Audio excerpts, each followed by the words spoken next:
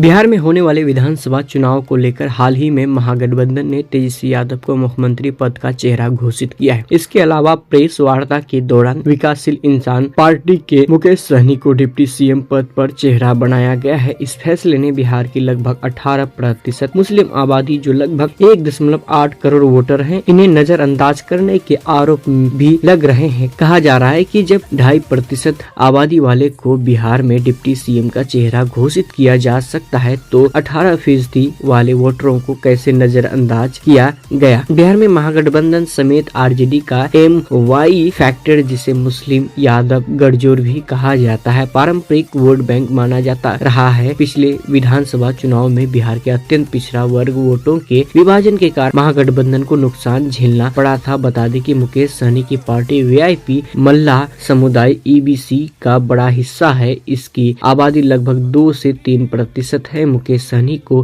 Deputy CM का चेहरा बनाकर महागठबंधन ने EBC वोटों को साधने का प्रयास किया है। महागठबंधन ऐसा करके बिहार में NDA के OBC EBC फैक्टर को चुनौती देने का प्रयास कर रहा है। इससे पहले 2022 तक मुकेश सहनी NDA के साथ थे। इन चुनावों में मुकेश सहनी ने 15 से 20 सीटों की मांग की थी और वह कई बार मीडिया के सामने डिप्टी सीएम के पद को लेकर भी बयान दे चुके थे। बिहार चुनाव में गठबंधन को नुकसान न हो, इसके लिए यह नाम सामने किया गया है। अब इसके बाद गठबंधन की ये घोषणा लगातार चर्चा का विषय बनी हुई है। बीजेपी की तरफ से भी इसे उछाल रहा है और पूछा जा रहा है कि NDA ने शहनवाज हुसैन जैसे मुस्लिम चेहरे दिए, महागठबंधन ने क्या किया। इसके अलावा आजमगढ़ से AIMIM के प्रदेश अध्यक्ष शौकत अली ने भी बिहार चुनाव पर साधा निशाना साधते हुए कहा कि भाजपा को हराने के लिए यूपी, बिहार सहित पूरे देश का मुसलमान वोट करता है। गठबंधन के अंदर बिहार में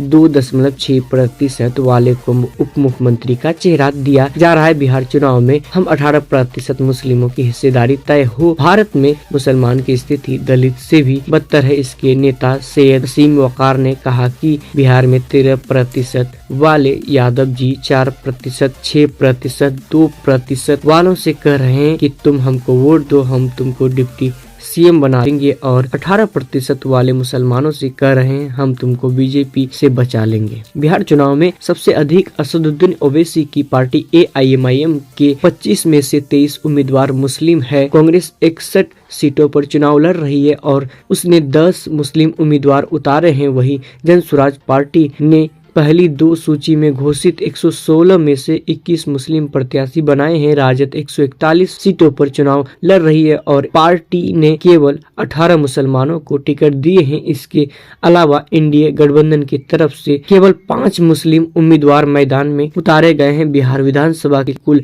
सदस्यों की संख्या 243 है। आबादी को देखा जाए तो फिर बिहार में मुस्लिम विधायकों की संख्या लगभग 44 होनी चाहिए, लेकिन आज तक मुस्लिम विधायकों की संख्या यहां तक नहीं पहुंची।